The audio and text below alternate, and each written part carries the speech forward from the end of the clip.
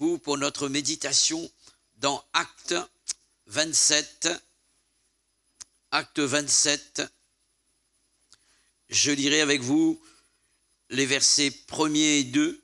Ensuite, on va lire dans le chapitre 28, le verset 16.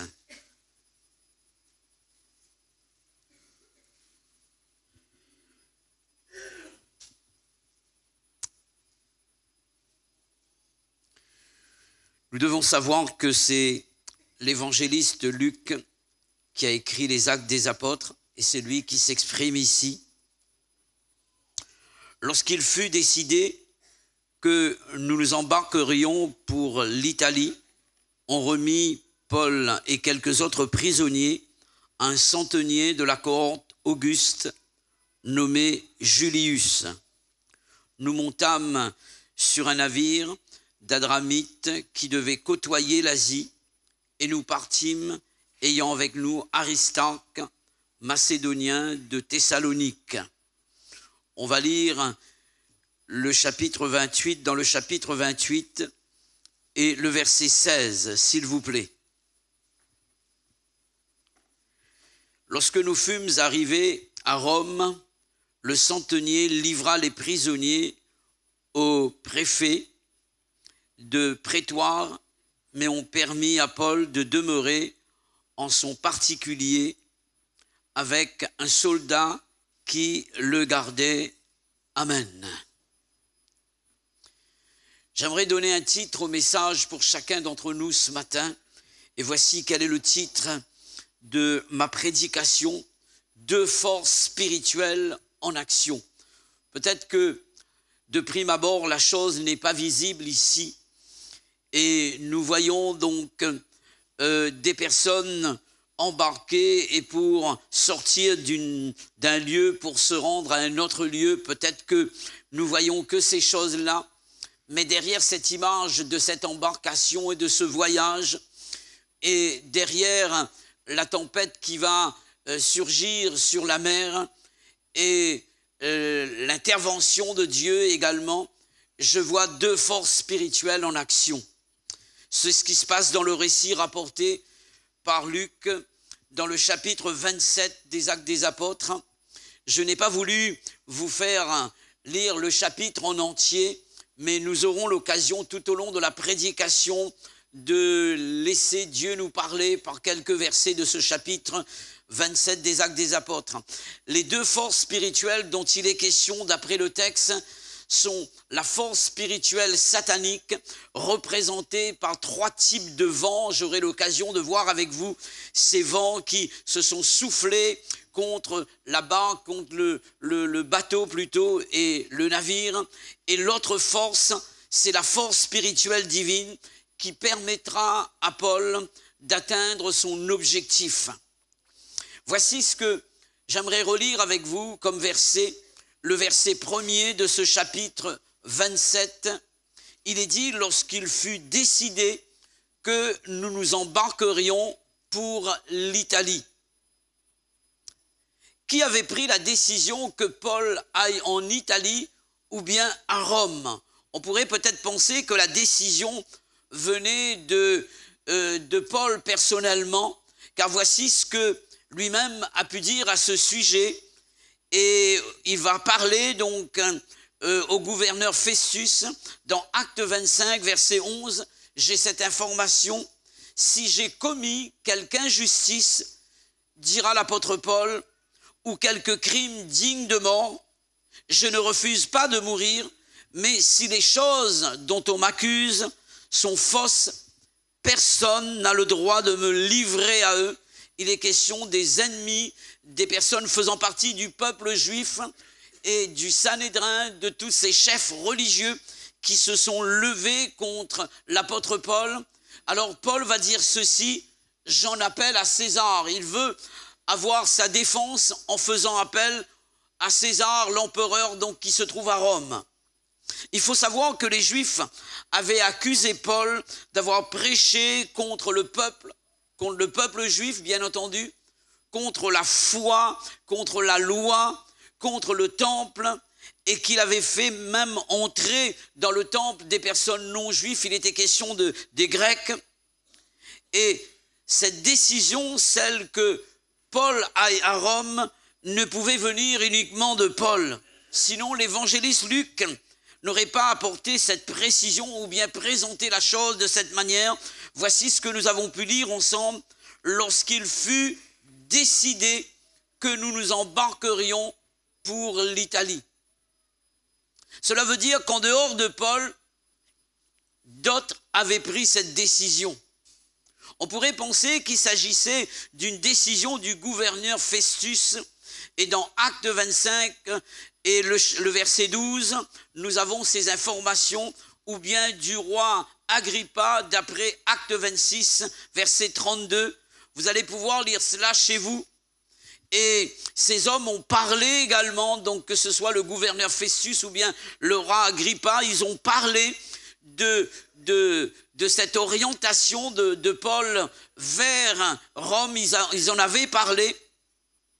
Le voyage de Paul ne venait pas de sa propre décision, ni celle des hommes, mais j'aimerais croire et j'aimerais vous le prouver d'après la Bible que cette décision venait de Dieu.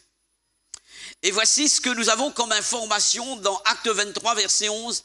La nuit suivante, le Seigneur apparut à Paul et dit « Prends courage, car de même que tu as rendu témoignage de moi dans Jérusalem, il faut aussi que tu rendes témoignage dans Rome. » Et Dieu parle à son serviteur. Il lui dit « Il y a une œuvre à accomplir dans Rome. Tu as accompli ma volonté à Jérusalem, tu as parlé de moi, tu as témoigné de ma puissance et j'ai une mission pour toi. Tu dois également rendre témoignage de moi dans Rome. » Donc nous réalisons que ce voyage de Césarée jusqu'à Rome ne venait pas de l'apôtre Paul personnellement, mais c'était dans le plan de Dieu, ça faisait partie de la volonté de Dieu pour sa vie. Que peut-on dire lorsque Dieu est à la tête d'un projet, d'une décision, d'une entreprise, d'une orientation quelconque? Lorsque Dieu est à l'origine d'un projet, mes frères et sœurs, il l'amène à son terme et à sa réalisation. Et voici ce que nous avons pu lire ensemble concernant ce voyage qui vient de Dieu, ce projet qui vient de Dieu, cette décision qui vient de Dieu. Et dans le verset 28, de le chapitre 28, verset 16, nous avons lu cette information lorsque nous sommes arrivés à Rome. Alléluia.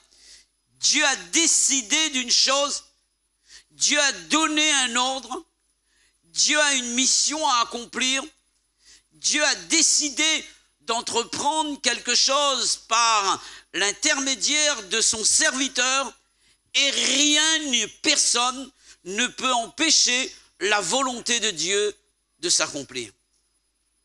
Il y a des projets au milieu de nous qui concernent des familles. Il y a des décisions que nous avons prises selon Dieu et nous nous sommes tenus devant Dieu.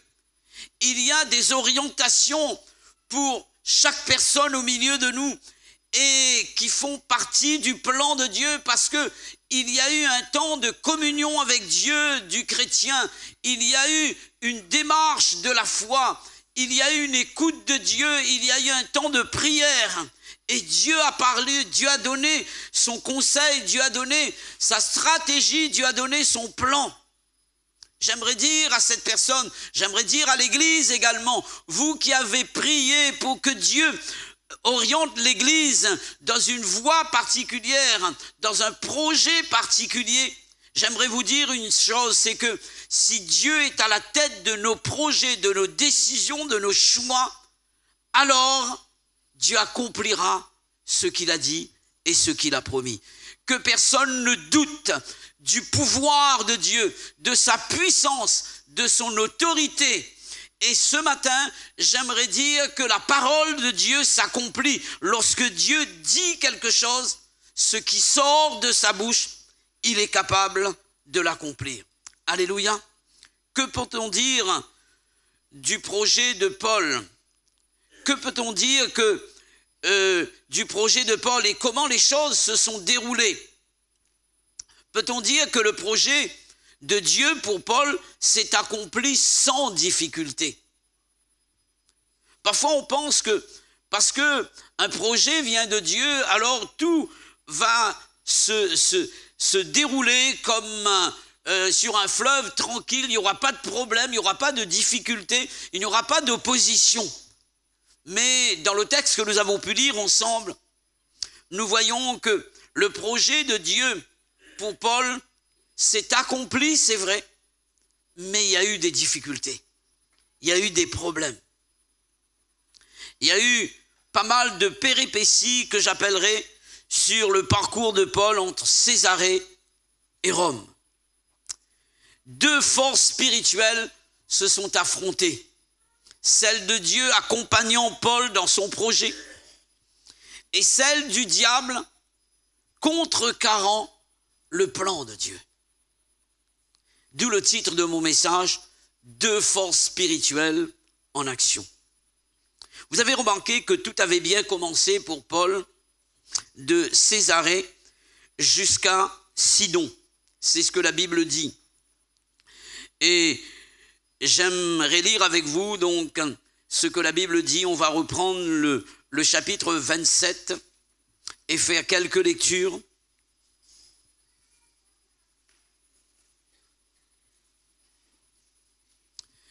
Dans le verset 3, nous lisons cette information. Le jour suivant, nous abordâmes à Sidon.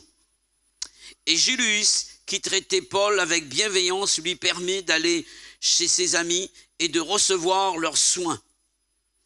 Ici, il est question d'un parcours pour Paul qui avait bien commencé. Le voyage avait bien commencé. Il est parlé de Julius de Sidon qui va accueillir Paul d'une manière chaleureuse. La Bible dit qu'il a été bien traité. Et nous voyons que tout a bien commencé pour lui. C'est juste après que nous faisons face à la force de l'ennemi qui va se manifester sous forme de vent. Et j'aimerais voir avec vous, nous allons considérer les trois types de vents qui vont s'opposer au voyage de Paul jusqu'à Rome. J'aimerais vous parler premièrement du vent contraire, et cette information, nous l'avons dans le verset 4. Il est dit ceci, parti de là, nous logeâmes l'île de Chypre parce que les vents étaient contraires. Le premier type de vent, le vent contraire.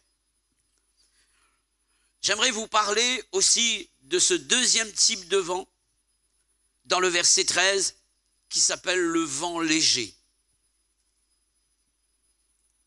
Il est dit ceci, un léger vent du sud vint à souffler et se croyant maîtres de leur dessein, ils levèrent l'ancre et côtoyèrent de près l'île de Crète. Le troisième type de vent que j'ai relevé dans ce passage, et ça représente la force du diable, la puissance des ténèbres, qui est là pour contrecarrer le plan de Dieu et l'objectif de Dieu. Et je parlerai du vent impétueux, verset 14. Voici ce que la Bible dit. Et bientôt un vent impétueux qu'on appelle Eurachilion se déchaîna sur l'île. J'aimerais considérer avec vous ces trois types de vents pour vous parler des forces des ténèbres s'acharnant contre la vie du chrétien, et notamment dans le texte, il est question de la vie de l'apôtre Paul. Le vent contraire. Et j'aimerais continuer la lecture avec vous du verset 4 jusqu'au verset 9, s'il vous plaît. Parti de là, nous logeâmes l'île de Chypre parce que les vents étaient contraires. Après avoir traversé la mer qui baigne la Cilicie et la Pamphylie, nous arrivâmes à Myra en Lycie. Et là, le centenier, ayant trouvé un navire d'Alexandrie qui allait en Italie, nous y fit monter. Pendant plusieurs jours, nous naviguâmes lentement, et ce ne fut pas sans difficulté que nous atteignîmes la hauteur de Snide, où le vent ne nous permit pas d'aborder. Nous passâmes au-dessous de l'île de Crète, du côté de Salmone. Nous la côtoyâmes avec peine, et nous arrivâmes à un lieu nommé Beauport, près duquel était la ville de Lasée.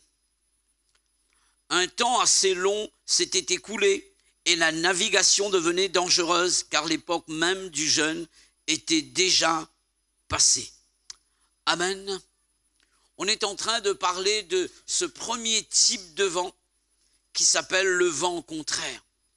Et comme son nom l'indique, le vent contraire, c'est le vent qui va s'opposer au plan de Dieu dans notre vie et à la volonté du Seigneur. La Bible dit ceci, et j'aimerais parler des buts du vent contraire. Premièrement, et premier but du vent contraire, c'est faire changer Paul de direction ou de cap.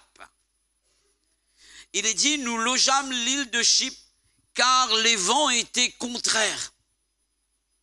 Nous avons navigué dans une autre version, sous le vent, à l'abri de la terre, c'est-à-dire à l'est et au nord. Si ces vents contraires n'y étaient pas, le pilote aurait pris la direction habituelle. Et là, il était obligé de changer de trajectoire ou bien de direction parce que le vent était contraire. Le vent contraire nous révèle l'un des buts du diable, mes frères et sœurs. Et alors que nous avons décidé de faire la volonté de Dieu, alors que nous avons emprunté le pas avec Dieu, alors que nous sommes en train de marcher dans les voies de Dieu, l'ennemi fera tout pour nous faire changer de direction, nous orienter vers d'autres voies. Et malheureusement, donc, c'est ce que nous voyons ici. Et ce vent-là va nous empêcher d'atteindre le cap, le but que Dieu s'est fixé pour nous. Peut-être qu'au milieu de nous, il y a quelqu'un qui est en train de vivre cette opposition de la part de l'ennemi. L'ennemi est en train de t'orienter vers une voie contraire à celle de Dieu. Et ce matin, Dieu te parle par le biais de ce message pour te dire, reviens mon fils, reviens vers le chemin de Dieu. Reviens sur la route, le chemin resserré. Détourne-toi de cette voie large qui t'entraîne loin de Dieu. Il est question pour quelqu'un peut-être qui aurait abandonné le Seigneur de rebrousser chemin et de nouveau de reprendre le starting block pour reprendre le chemin qui va vers le ciel et qui monte vers le but final de Dieu. Alléluia. Dieu s'adresse à nous ce matin, à quelqu'un qui aurait peut-être dévié de la trajectoire. Dieu rappelle quelqu'un vers le vrai chemin. Deuxième but de ce vent contraire, nous faire perdre le temps. Dans le verset 7, la version Semeur donne ceci. Pendant plusieurs jours, nous avons navigué lentement. Et dans le verset 7, il est dit un temps assez long s'est écoulé. Le vent contraire qui représente la force de l'ennemi va nous détourner des choses essentielles, prioritaires, pour nous attirer vers les choses inutiles, futiles et aussi éphémères, pour nous faire perdre du temps. Combien de temps perdu chez certains chrétiens par rapport à des propositions venant de l'ennemi. À chaque fois que nous avons décidé de nous consacrer dans la prière, il y aura des idées contraires qui vont venir. qui vont nous orienter vers d'autres buts et nous faire perdre du temps. Nous faire perdre du temps. Un jour, une femme avait versé du parfum sur les pieds du Seigneur Jésus et elle a essuyé ses pieds, les pieds du Seigneur avec ses cheveux. Elle avait brisé un vase d'albâtre d'un parfum de nard pur. Et ce parfum était la valeur d'une année de travail d'un ouvrier de l'époque. Je ne sais pas combien vous touchez par mois, multipliez cela par an, par 12 et faites le calcul et jetez cela aux pieds du Seigneur. La logique même venant du cœur des disciples et de Judas particulièrement va dire ceci, c'est une perte. C'est une perte. Et combien de fois l'ennemi a su nous dire, nous consacrer à Dieu, marcher dans les plans de Dieu, passer du temps dans la prière, c'est une perte. Et parfois nous pensons que prier c'est une perte de temps. Nous tenir dans la communion de la parole de Dieu, c'est une perte de temps. Mais nous devons savoir que lorsque nous sommes en relation avec Dieu, nous rachetons le temps. Alléluia. La Bible nous appelle à racheter le temps, car les jours sont mauvais. Considérez quelle est la volonté de Dieu à notre égard, nous dit l'apôtre Paul dans Éphésiens. Et une manière de racheter le temps, c'est de ne pas s'enivrer de vin, mais d'être rempli de l'Esprit de Dieu. Il parle d'une relation avec Dieu par le Saint-Esprit. Et il parle d'une relation avec Dieu par un entretien, par la parole de Dieu, par le psaume, par des cantiques spirituels. Il parle de l'adoration, il parle de la louange, il parle de la communion avec Dieu par le Saint-Esprit. Il parle de la méditation de la parole de Dieu.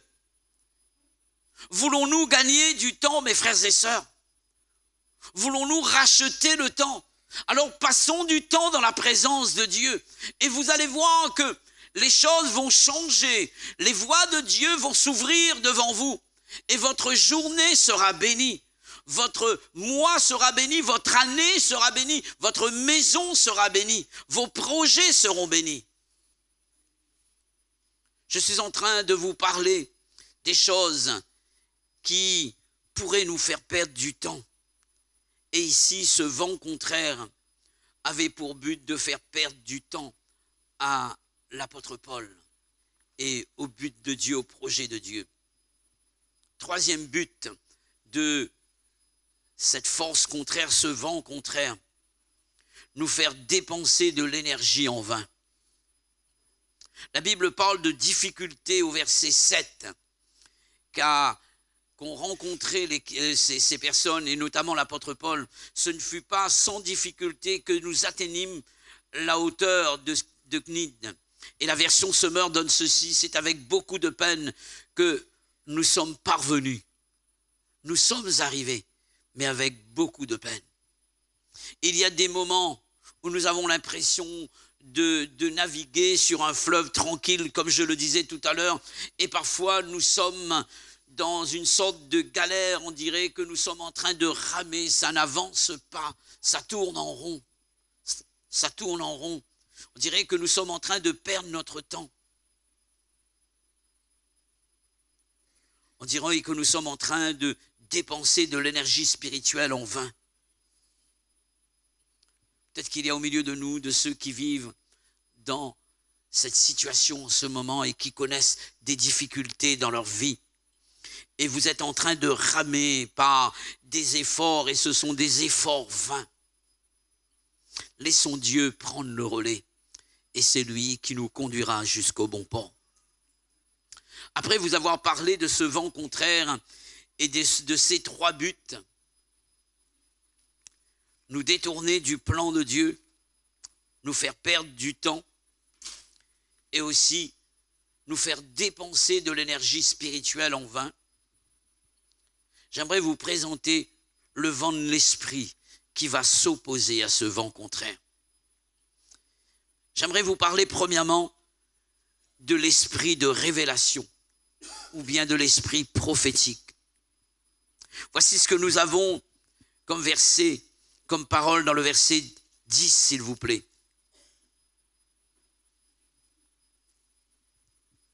C'est pourquoi Paul avertit les autres en disant « Ô homme, je vois que la navigation ne se fera pas sans péril et sans beaucoup de dommages, non seulement pour la cargaison, mais aussi pour le navire, mais encore pour nos personnes. » Que dit l'apôtre Paul ici? Je vois. Je vois.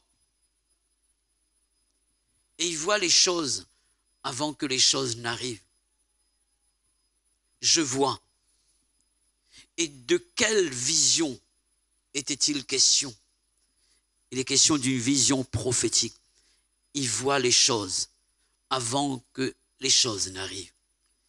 Et je parle de la communion du véritable enfant de Dieu avec le Saint-Esprit. Alléluia.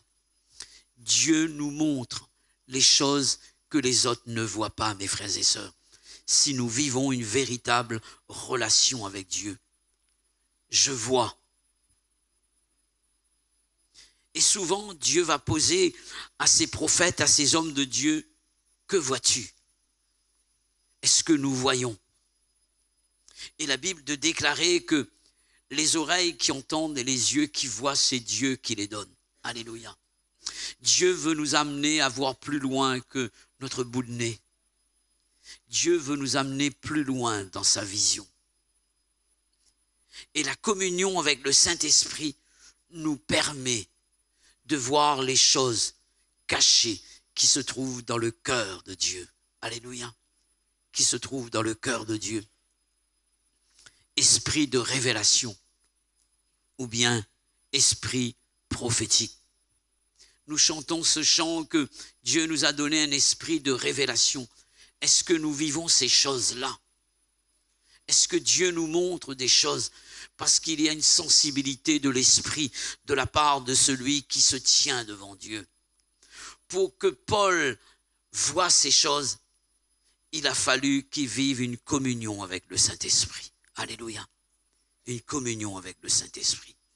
Esprit de révélation. Ça, c'est la personne qui est remplie de ce vent qu'est le vent de l'Esprit. J'aimerais vous parler d'un esprit d'avertissement également. Paul va avertir l'équipage du danger qui était là. Et il va avertir ces personnes. La Bible dit ceci lorsqu'il parle à ses prophètes. Dieu dira ceci, sonne la trompette et avertis mon peuple. Alléluia. L'Église doit être une Église capable de sonner la trompette et d'avertir les gens autour de nous ce que Dieu veut faire, ce que Dieu est capable de faire. Et dans le verset 11, la Bible dit ceci, alors que Paul voit les choses et il donne des conseils, il avertit l'équipage, il avertit donc le centenier également. Et voici ce que la Bible dit, le centenier écouta le pilote et le patron du navire plutôt que les paroles de Paul. Et je vois ici donc, au lieu d'obéir à ce que Dieu dit, il y a une opposition à la parole de Dieu. Et là encore, je vois une œuvre de l'ennemi. Mes frères et sœurs, nous sommes appelés à parler de Dieu autour de nous, à nous tenir devant Dieu et à recevoir de lui les révélations par le biais de sa parole, par la communion de l'Esprit Saint, afin d'avertir ces hommes du danger qui les menace. Il y a des prédications qui vont dans le sens du poil aujourd'hui. On ne parle que de la grâce, on ne parle que des choses bonnes qui vont arriver. Mais la Bible parle également qu'un jour viendra la fin. Alléluia. Le ciel est une réalité, l'enfer également existe. La personne qui vit dans le péché, malheureusement, doit se retrouver en enfer. Et nous avons un message à présenter à ce monde, mes frères et sœurs. Hier, j'étais présent dans la réunion des ados entre les ados dits de Saint-Pierre et de l'étang salé. Le thème, ça a été la croix. Et le message qui est émergé de ce film qui a été projeté ici, c'était le prix qu'il a fallu payer pour que nous soyons épargnés de la condamnation, de la mort. Et beaucoup d'ados se sont levés pour venir sur le devant, pour qu'on prie pour eux, afin que Dieu les épargne de cette voie de la perdition. Il y a eu des décisions qui ont été prises ici dans ce lieu. Mes frères et sœurs, nous avons un message pour ce monde. Et pour dire à ce monde que le ciel existe, c'est vrai. Il y a la bénédiction que Dieu accorde pour nos besoins temporels. Mais nous devons dire à ces personnes également que viendra un temps où les personnes vont crier vers Dieu et il n'y aura plus de réponse de Dieu, car la porte de la grâce sera fermée. Et Dieu nous appelle à voir et ensuite à avertir. Sonne la trompette et avertis mon peuple. J'aimerais vous parler d'un vent qui s'appelle le vent léger, au verset 13. Et la pensée qui est exprimée ici va dans le sens de ce que je viens de vous dire. J'aimerais vous parler du vent du mensonge pour nous faire croire que tout va bien et qu'il n'y a pas de problème. Verset 13. Un léger vent du sud vint à souffler et se croyant maîtres de leur destin, ils levèrent l'ancre et côtoyèrent de près l'île de Crète. La Bible parle d'un vent léger ici. Que veut dire ce vent léger? Vous avez remarqué que avant que le cyclone n'arrive, on dirait qu'il y a un calme. Et ce calme-là me fait peur. Parfois, il y a un moment d'accalmie dans l'église, on dirait qu'on n'entend plus grand-chose. Parfois, c'est le silence de Dieu, mais parfois, c'est le silence du diable également. Le silence de Dieu, c'est une période d'incubation où Dieu prépare les choses pour son Église. Les choses se dessinent dans les lieux célestes et nous nous attendons par la foi la bénédiction de Dieu sur cette terre. Mais il y a des silences, il y a des moments d'accalmie où le vent est léger, où les choses se passent du côté de l'ennemi. Il est en train d'agir dans l'ombre, dans les ténèbres, je dirais. Personne ne voit également. Et j'aimerais vous parler de ce vent comme étant le vent du mensonge, pour nous faire croire que tout va bien et qu'il n'y a pas de danger, qu'il n'y a pas de problème. Vous avez remarqué que suite à ce vent léger, la Bible dit que les personnes se croyant maîtres de leur dessein vont lever l'ancre et vont décider d'agir. Je parle ici du vent du mensonge. Ce sont ces faux prophètes et ces fausses prophéties qui nous annoncent que la réussite, le succès, la vie en rose, pas d'enfer, pas de vie chrétienne avec l'épreuve, pas de conséquences suite au péché. Et il y a des messages qui vont dans ce sens-là. Vous vous rappelez du temps de Jérémie face aux faux prophètes. La Bible parle d'un faux prophète du nom d'Anania. Alors que Jérémie avait annoncé la déportation du peuple d'Israël à cause de son péché à Babylone.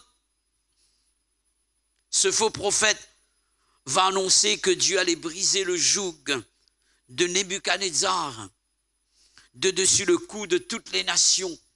Et nous avons cette information dans Jérémie chapitre 28. Du temps d'Akab également et du temps de Josaphat. Alors qu'il devait aller en guerre contre les Syriens, je crois. La Bible dit ceci, que Akab va demander qu'on consulte un prophète pour voir s'il y aura de la réussite. Et Josaphat va faire appel à Michée. Et Michée va venir. Akab va dire, mais pourquoi tu appelles ce prophète? Il ne prophétise que de mauvaises choses, rien de bon. Et en ce moment, sur les réseaux sociaux et partout, on n'entend que des prophéties qui parlent de réussite à tout bout de champ. Et la Bible parle de bénédiction, mais la Bible nous avertit également des dangers imminents qui nous guettent. Et je pense qu'au milieu du peuple de Dieu, nous devons être réalistes, être des chrétiens sachant parler de Dieu comme étant le Dieu qui baptise du Saint-Esprit, qui guérit les malades, un Dieu qui accorde les dons spirituels, mais un Dieu également qui nous parle des dangers qui peuvent surgir contre le peuple de Dieu. La Bible dit que dans les derniers temps, il y aura des temps difficiles également. Certains abandonneront la foi. Et il est dit également, donc, certains vont aimer le plaisir plus que Dieu, c'est détournant de la voie de Dieu. L'amour d'un plus grand nombre refroidira. Et c'est ce que nous allons vivre dans les derniers temps. Mais la Bible parle pour ceux qui s'attachent à Dieu. Il est dit que Dieu répandra son esprit sur ces personnes. Il y aura des visions, il y aura des révélations, Dieu va bénir. Mais nous devons savoir que plus que nous allons avancer dans le temps, plus que le temps sera difficile. Et certains auront pour ennemis les gens de leur propre maison.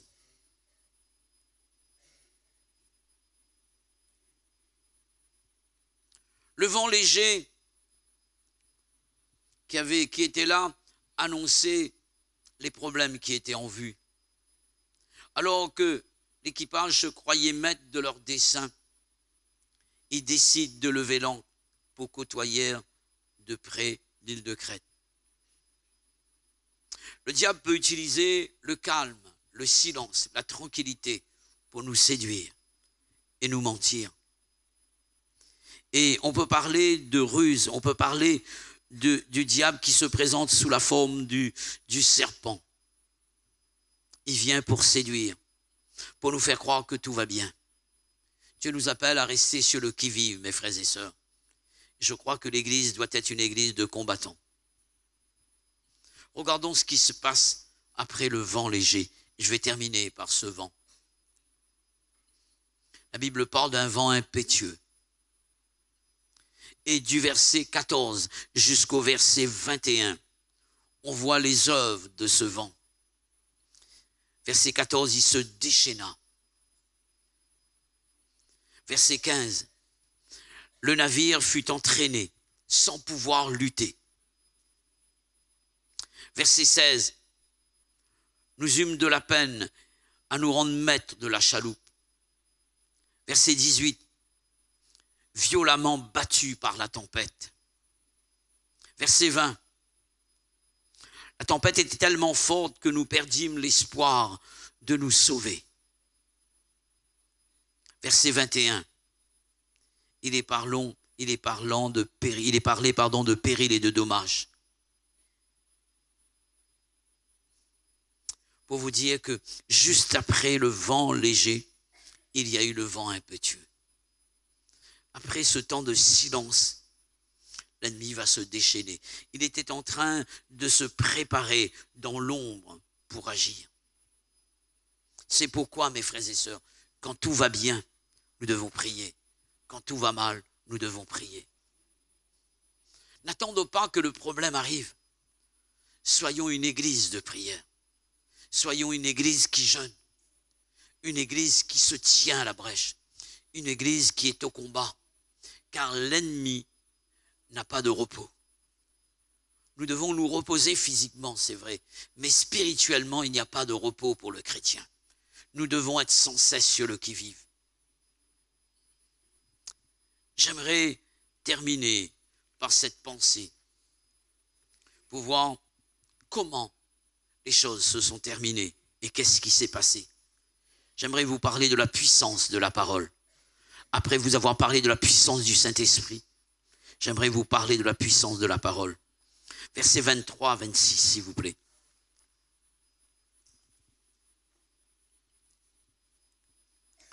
Voici ce que l'apôtre Paul va dire.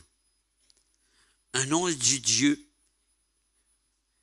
à qui j'appartiens et que je sers m'est apparu cette nuit. Et ce détail est important.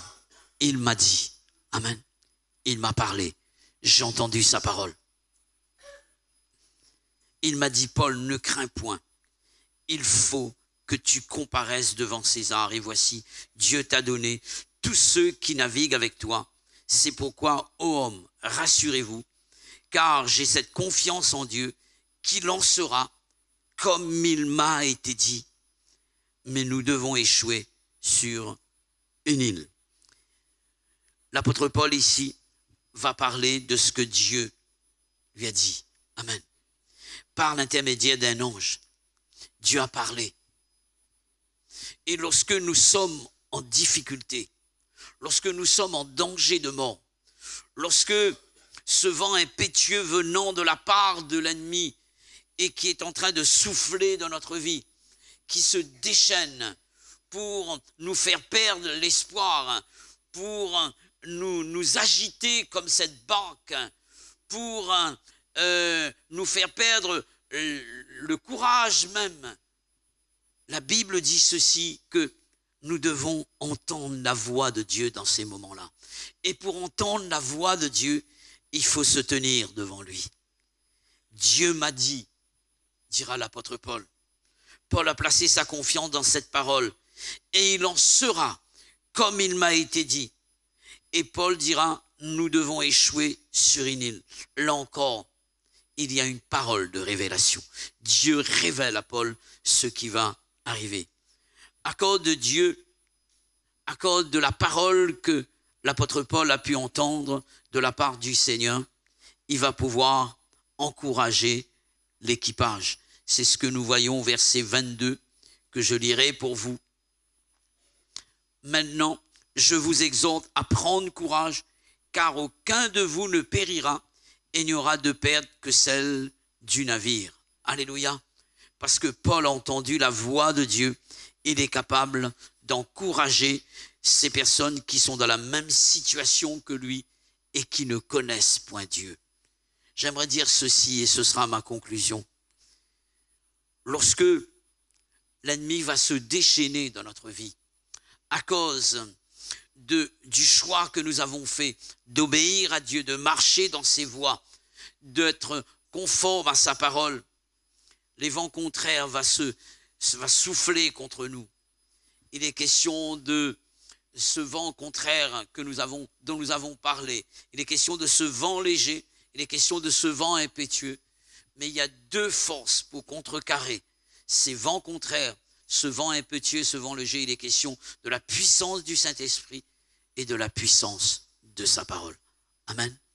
Mes frères et sœurs, vivons cette relation avec Dieu et attendons-nous à sa visitation. J'aimerais demander à l'équipe de louange de bien vouloir se placer. Et pendant ce moment, j'aimerais prier pour que Dieu bénisse le cœur de chacun d'entre nous et qu'il applique sa parole à notre cœur. Alléluia.